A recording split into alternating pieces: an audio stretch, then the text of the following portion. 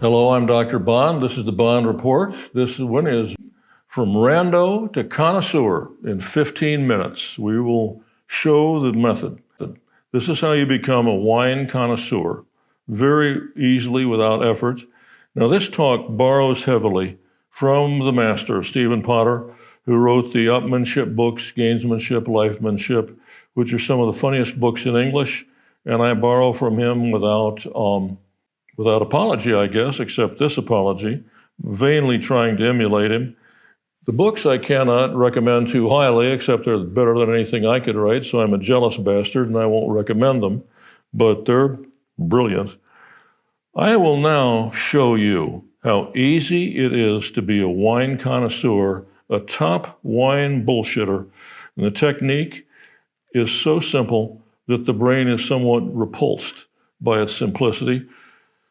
We will now remake you from complete tyro to full-fledged connoisseur in the space of a Warholian 15 minutes.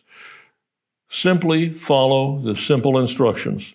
Number one, have a pulled out of your ass ritual that you follow while drinking, but do your ritual a little briskly. Don't linger on it. It's got to look like get it over with this business-like to be at all believable, and you'll find that takes better. When you're going through your ritual of tasting the wine and doing that, this year, doing anything with a cork is regarded as a little passé. You can get so far as sniffing the cork, but actually biting it, licking it, or, God forbid, swallowing it is looked down on now, regarded as passé and overly theatrical and nonsense, and we'll call the whole art into question. Limit yourself probably to no cork science at all. Position a perfectly ordinary glass of wine in front of you and look at it from several different head angles, like you're trying to get the very optimal way of the lighting and the angle for its proper contemplation. And it will be, once again, tempting to drag this out, but do it with a business-like tempo, with a briskness, and it'll seem much more believable. Pick up the wine. Now, the internet says this is the proper way to hold a wine glass, not as if you're handling the Holy Grail, but with a faint soupçon of reverence, and swirl it while looking at it kind of clinically. Now, once again, do this fairly quickly, but have somebody get through that, but really seem like you have a ritual, and try to do it as though, try to look like you're trying to be unostentatious, which is not the truth, but that's what this is about. For the very best effect, try to seem a little embarrassed, slightly sheepish, that you have this elaborate routine before you take your wine. And this, it makes it, if you're a little embarrassed about it, it makes it more believable. So keep that in mind there. Hold the glass between your face and the light, swirl it, supposedly contemplating. Try to duplicate your facial expression when you're taking a crap. In other words, on there, thoughtful, serious, and intent. You want the expression on your face of you taking a crap as you swirl this wine and look through that. Think of Rodin's The Thinker. Supposedly you're contemplating, you're getting this right. Don't take too long, but maintain thoughtful, serious, and intent, like this guy here looking through his wine. There's a million ways to do that. Opening sentence of Anna Karenina, all the happy families are the same, every unhappy family is unhappy in its own way. Opening sentence. But try to have your own little way of doing that. Have a truly outlandish way of taking the very first actual sip. Now, that seems done from the wrong side of the glass.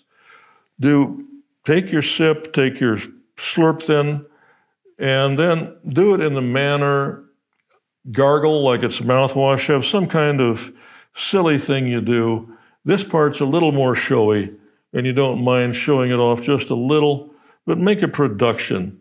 Once the wine's actually in your mouth, you've taken a tentative sip and then a mouthful, but try to act like you're doing something with that.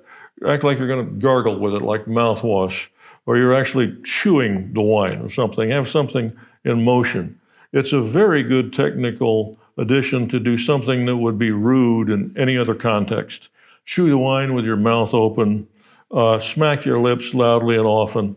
This will be taken to be proof of authenticity.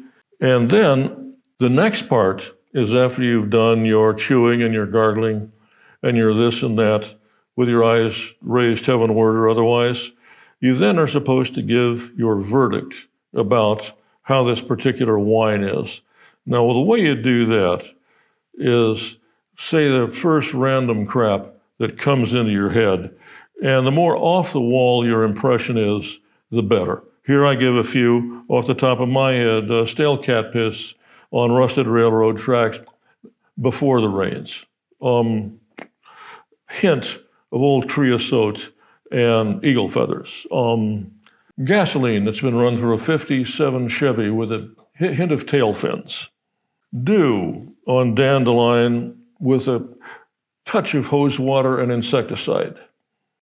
If you've been asked to select the wine, number one, in this order, apologize for your selection, saying it's hard to pick for everyone and it might not be for everyone. Number two, do not describe your selection as good or pleasant. They'll simply think you've been reading some wine catalog or glancing through it and you pick some safe choice. Say something like, don't use real good English and just say speak in broken sentences. It's got, I think, too many tram lines. Say something random. Or do it with words of your own devising. I think it's a little cornery.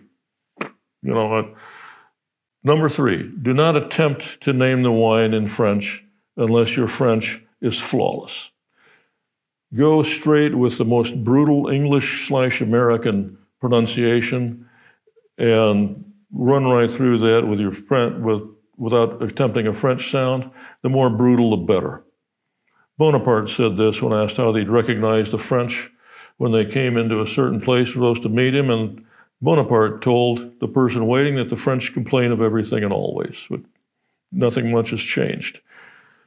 It is a well-known fact that just about every time you look through a wine list, the best tasting is the second cheapest. So, if you are unable to get there 15 minutes early and look through your wine list, then grab the wine list as soon as you can. Skim through that and kind of have it basically out of sight. Say you've got a wine selected, call the sommelier over, or the waiter, call the sommelier over, and just say, listen, I don't see anything on our wine list here as you fake that's going to appeal, I think, to our group here tonight. Listen, I'm sure that you got a bottle of Clicquot 06 secreted somewhere around the place, don't you? Well, as a matter of fact, he does. And you know he does because you've already looked through the wine list and it's on there and it's the second cheapest. Win-win. After everyone has finished or had a little bit of wine, you say to the group, how did you find it? Don't say, how did you like it? You say, how do you find it? If anyone didn't like it, tell them that they should have had it when it was in its prime. Oh, it was very superb then. It was wonderful. Have a wistful shake of the head. Say, randomly, every so often, the taste is better than the bouquet, or vice versa. It's keep it straight for the course of that particular evening, but say that at least a couple or three times at more or less random intervals. It never hurts. Answer any question, whatever, with a thoughtful look and say, oh, I wonder. That'll get you where you want to go. Comments on the aftertaste. Say, did you notice the little sharpening of the asperity on the farewell, or the slight hint of malevolence in the au revoir? Most people confronted with that, certainly a group will say yes. And when they say yes, act pleased.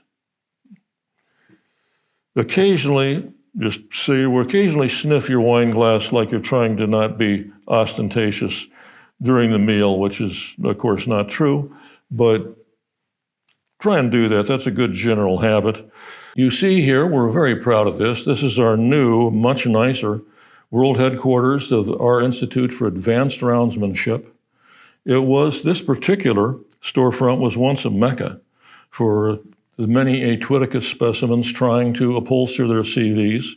Before it fell upon little harder times, everyone got wise, and the price got a great deal friendlier. And we roundsmen were able to make a move on this, and this is now our greatly upgraded world headquarters. And you have now completed the introductory Andy Warhol 15 Minutes Wine Connoisseurship course. Fuller courses will be offered at our institute when the money is right. And you now know more than the average wine connoisseur knows, not only about wine, but probably about everything in general. Our Roundsmanship Institute will recommend at this point in your higher learning that you pursue your more advanced studies with our introductory course to this Better Bullshit for the Casual Bullshitter at a cordially reduced price for those desiring additional egregiousness. Although, of course, we at the Institute prefer the more elevated term of our own coinage, egregiosity. We believe this makes it sound more elegant, although it's not an actual word. We'll act like it is. Egregiousness is the one in the dictionary, but we're, taking it upon ourselves to improve the English language. So in spite of our general old motto, be more egregious, we're following Kingman Brewster, who was the head of Yale when the Doonesbury guy went there, Gary Trudeau.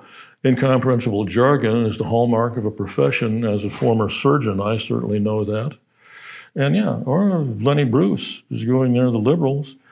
You can understand everything but the people who don't understand them. We don't understand why anyone wouldn't like this. And we're developing be more egregious, be filled with egregiosity, as we will soon learn as our species will take that over. I wanted to close of our Rando to Wine Connoisseurship introductory course with my favorite cartoon by closet roundsman James Thurber. It's a nice domestic Burgundy, but has no breeding, but I think you'll be amused by its presumption. Thank you very much. Please subscribe.